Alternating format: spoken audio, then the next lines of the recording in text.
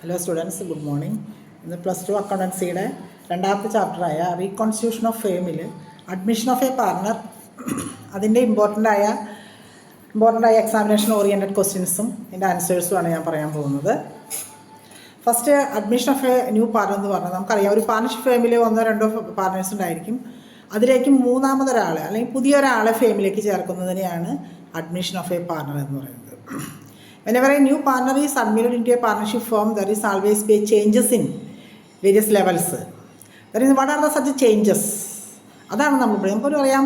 Partnership ഫേമിലേക്ക് പുതിയൊരാളെ admit ചെയ്യുമ്പോൾ ആ ഫേമിൽ ഉണ്ടാകുന്ന കുറച്ച് മാറ്റങ്ങളുണ്ടായിരിക്കും. ആ മാറ്റങ്ങൾ ഏതൊക്കെയാണ്, അതിനോടനുബന്ധപ്പെട്ട് നമ്മൾ എന്തൊക്കെയാണ് ചെയ്യേണ്ടത്, അക്കൗണ്ടിങ് പർപ്പസ് ഓഫ് വ്യൂവിൽ എന്തൊക്കെ ചെയ്യണം എന്നുള്ളതാണ് ഞാൻ ഇന്ന് പറഞ്ഞു തരാൻ പോകുന്നത്. ഫസ്റ്റ്, ഒന്നാമത് വരുന്നത് അതിൽ there is A calculation of a new profit sharing ratio ആണ്. ഒരു വ്യക്തിയെ പാർട്ണർഷിപ്പ് ഫേമിലേക്ക് നമ്മൾ അഡ്മിറ്റ് ചെയ്യുമ്പോൾ ഏറ്റവും ആദ്യം നമ്മൾ കാൽക്കുലേറ്റ് ചെയ്യേണ്ടത് ന്യൂ പ്രോഫിറ്റ് ഷെയറിംഗ് റേഷ്യോ ആണ്. കാരണം പഴയ പാർട്ട്നേഴ്സിൻ്റെ റേഷ്യോയിൽ മാറ്റം വരും. പുതിയൊരാൾ വരുമ്പോൾ പുതിയ റേഷ്യോ നമ്മൾ കാൽക്കുലേറ്റ് ചെയ്യേണ്ടതായിട്ട് വരും. അതിനെയാണ് calculation of a new profit sharing ratio എന്ന് പറയുന്നത്.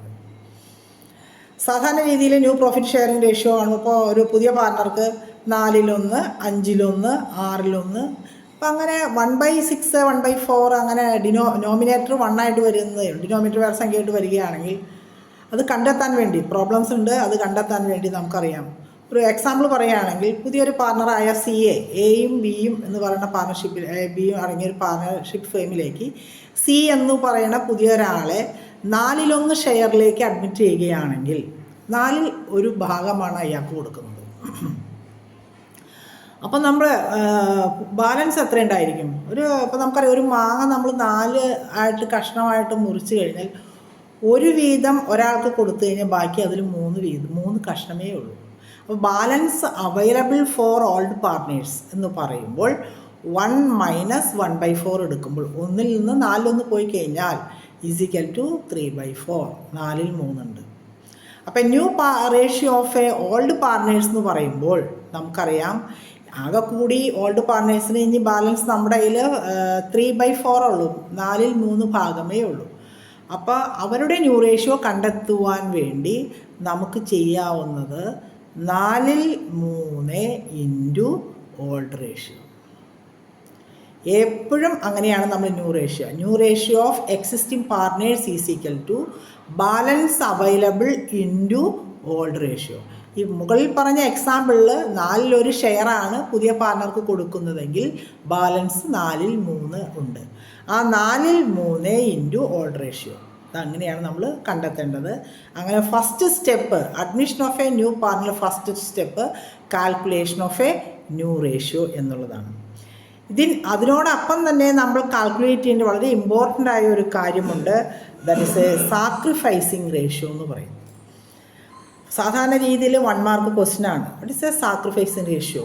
ദാറ്റ് മീൻസ് സിമ്പിളായിട്ട് എഴുതാം, old ratio minus new ratio. Old റേഷ്യോയിൽ നിന്ന് ന്യൂ റേഷ്യോ കുറയ്ക്കുന്നതാണ് സാക്രിഫൈസിങ് റേഷ്യോ എന്ന് പറയുന്നത്.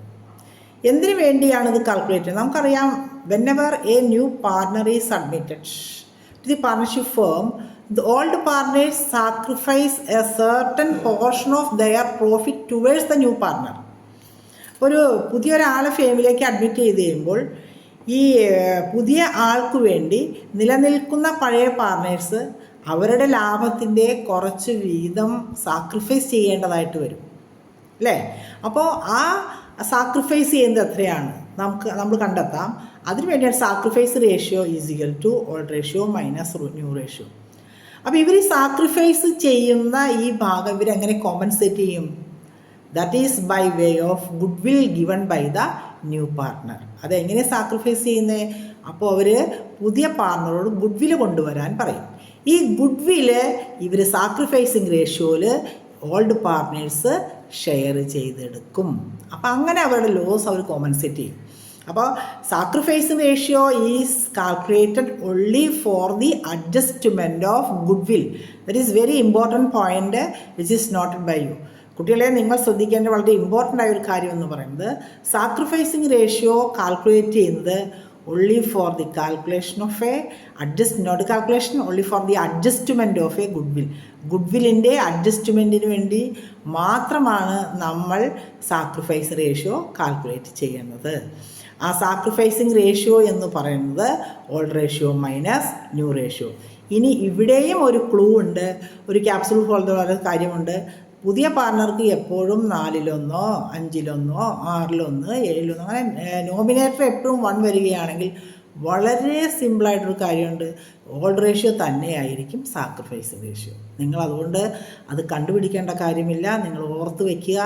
പുതിയ പാർട്ണർക്ക് 4-1, 5-1, 6-1 അങ്ങനെ ഒന്നുകളാണ് നോമിനേറ്റ് വരുന്നതെങ്കിൽ മാത്രം കേട്ടോ, അങ്ങനെ വരുമ്പോൾ മാത്രം സാക്രിഫൈസിങ് റേഷ്യോ എപ്പോഴും ഓൾഡ് റേഷ്യോ തന്നെയായിരിക്കും.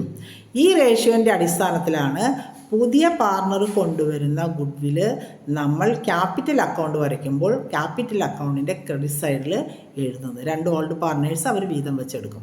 അപ്പോൾ ഇതിന്ന് മനസ്സിലാക്കേണ്ട വളരെ ഇമ്പോർട്ടൻ്റ് ആയ ഒരു കാര്യം sacrifice ratio. That is a first step. Calculation new ratio ആണ്. ആ ന്യൂ റേഷ്യോയിൽ വരുന്ന ഒരു അഡ്ജസ്റ്റ്മെൻ്റ് ആണ് sacrifice ratio. Sacrifice ratio is equal to old ratio minus new ratio.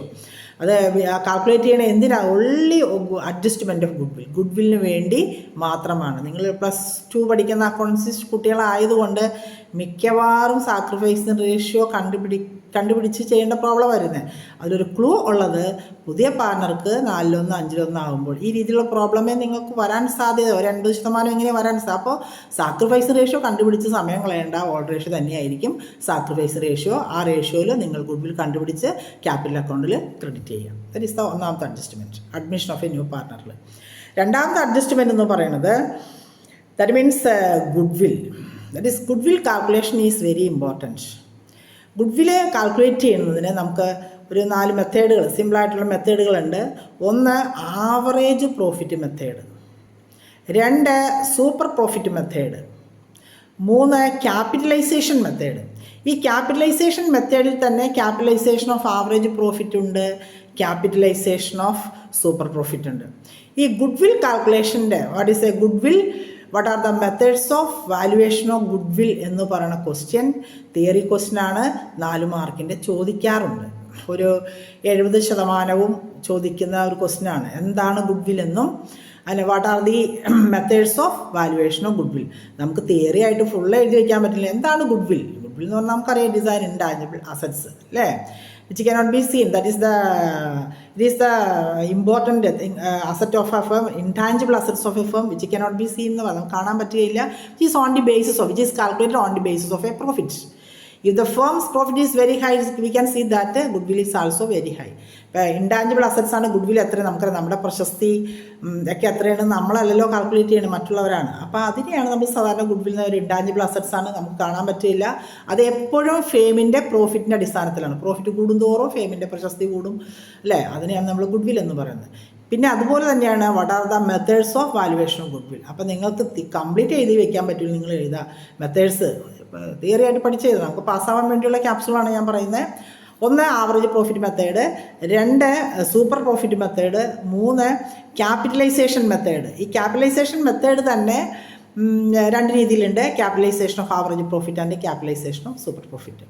അതിൽ ഒന്നാമത്തെയാണ് average profit. Average profit method എങ്ങനെ ഗുഡ്വിൽ കാൽക്കുലേറ്റ് ചെയ്യും? Goodwill is equal to average profit മെത്തേഡിൽ goodwill is equal to average profit into number of years purchase ആണ്. Average profit into number of years purchase, that is goodwill. അപ്പോൾ ചോദിക്കും എന്താണ് average profit? Average profit is equal to total profit by number of years. Total പ്രോഫിറ്റിനെ number of years കൊണ്ട് total profit ആണ്. അപ്പോൾ നമുക്കറിയാം 4-5 വർഷത്തെ പ്രോഫിറ്റ് തന്നിട്ടുണ്ടായിരിക്കും. ആ പ്രോഫിറ്റുകൾ തമ്മിൽ ആഡ് ചെയ്തിട്ട്, ഇപ്പോൾ 4 വർഷത്തെ പ്രോഫിറ്റാണ് തന്നെങ്കിൽ 4 വർഷത്തെ പ്രോഫിറ്റ് തമ്മിൽ ആഡ് ചെയ്തിട്ട് divided by 4, that is average profit. ഒരു നമ്പർ ഓഫ് ഇയേഴ്സ് പർച്ചേസ്. ആ കിട്ടിയ ആവറേജ് പ്രോഫിറ്റിനെ എത്ര ഇയേഴ്സ് പർച്ചേസ് ആണോ പറഞ്ഞിരിക്കുന്നത്, 3 ആണെങ്കിൽ 3, 4 ആണെങ്കിൽ 4 കൊണ്ട് മൾട്ടിപ്ലൈ ചെയ്ത് എഴുതിയാൽ നമുക്ക് ഗുഡ്വില്ലായി. പിന്നെ അവിടെ ശ്രദ്ധിക്കേണ്ട ഒരു കാര്യം, ആ വർഷത്തെ പ്രോഫിറ്റ് തരുമ്പോൾ ചിലപ്പോൾ നിങ്ങൾക്ക് ലോസ് തന്നിട്ടുണ്ടായിരിക്കാം. ആ ലോസ് നിങ്ങൾ ലെസ് ചെയ്യണം കേട്ടോ. ലെസ് ചെയ്തിട്ട് എത്ര, ഇപ്പം 4 വർഷം പ്രോഫിറ്റ് തന്നില്ല, 1 വർഷം ലോസ് ആണെങ്കിൽ ആ ടോട്ടൽ പ്രോഫിറ്റിൽ നിന്ന് ലോസ് കുറച്ചിട്ട് ഡിവൈഡഡ് ബൈ 4 എന്നാണ് നമ്മൾ എഴുതേണ്ടത്. അതാണ് ആവറേജ് പ്രോഫിറ്റ് മെത്തേഡിൽ ഗുഡ്വിൽ കാൽക്കുലേറ്റ് ചെയ്യുന്നത്. രണ്ടാമത്തെയാണ് സൂപ്പർ പ്രോഫിറ്റ് മെത്തേഡ്. സൂപ്പർ നമുക്കറിയാം, സൂപ്പർമാൻ എന്നൊക്കെ പറയുന്ന പോലെ super profit is equal to എന്ന് പറയുന്നത് average profit minus normal profit. അപ്പോൾ നമുക്ക് സൂപ്പർ പ്രോഫിറ്റ് കിട്ടും. Therefore goodwill is equal to super profit into number of years purchase. അപ്പോൾ സൂപ്പർ പ്രോഫിറ്റ് ഫസ്റ്റ് നമ്മൾ കാൽക്കുലേറ്റ് ചെയ്യണം. Super profit is equal to average profit minus normal profit. Average profit എങ്ങനെ കാണുന്നതിന് തൊട്ട് മുമ്പ് ഞാൻ പറഞ്ഞു. നോർമൽ പ്രോഫിറ്റ് കണ്ടെത്താൻ, ദറ്റ് ഇസ് നോർമൽ പ്രോഫിറ്റ്, അത് പഠിക്കാൻ നിങ്ങൾ. Normal profit is equal to capital employed into rate by 100. Capital employed എന്ന് റൈറ്റ് നിങ്ങൾക്ക് തന്നിട്ടുണ്ടാവും ക്വസ്റ്റ്യനിൽ. ഇൻറ്റു അതിൻ്റെ റേറ്റ് ഓഫ് റിട്ടേണും പറയണ്ടായിരിക്കും. ആ ക്യാപിറ്റൽ എംപ്ലോയിഡിൻ്റെ റേറ്റ് ഓഫ് റിട്ടേൺ 10% 12% എന്ന് പറഞ്ഞിട്ടുണ്ടെങ്കിൽ 10/100 റേറ്റ് ബൈ 100. അപ്പോൾ നമുക്ക് എന്ത് കിട്ടി? നോർമൽ പ്രോഫിറ്റ് കിട്ടി. ഇവ തമ്മിലുള്ള ഡിഫറൻസിനെ, ഈ ആവറേജ് പ്രോഫിറ്റും സൂപ്പർ പ്രോഫിറ്റും തമ്മിലുള്ള ഡിഫറൻസിനെയാണ് നമ്മൾ സൂപ്പർ പ്രോഫിറ്റ് എന്ന് പറയുന്നത്. ഈ സൂപ്പർ പ്രോഫിറ്റ്, അപ്പോൾ ഗുഡ്വിൽ അങ്ങനെ കാൽക്കുലേറ്റ് ചെയ്യും. Goodwill is equal to super profit into number of years purchase. ഇങ്ങനെയാണ് രണ്ടാമത്തെ മെത്തേഡ്, സൂപ്പർ പ്രോഫിറ്റ്.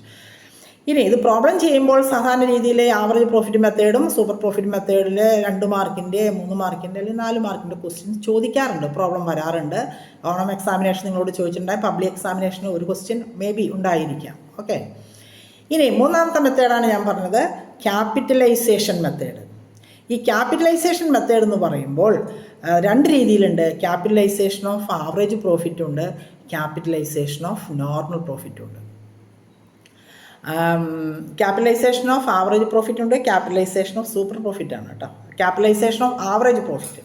അപ്പോൾ ക്യാപിറ്റലൈസേഷൻ ഓഫ് ആവറേജ് പ്രോഫിറ്റ് എന്ന് പറഞ്ഞിട്ടുണ്ടെങ്കിൽ നമുക്കറിയാം, അത് കണ്ടെത്തുന്നത് ഗുഡ്വിൽ ഈസ് ഈക്വൽ ടു നമ്മൾ കണ്ടെത്തുമ്പോൾ സാധാരണ രീതിയിൽ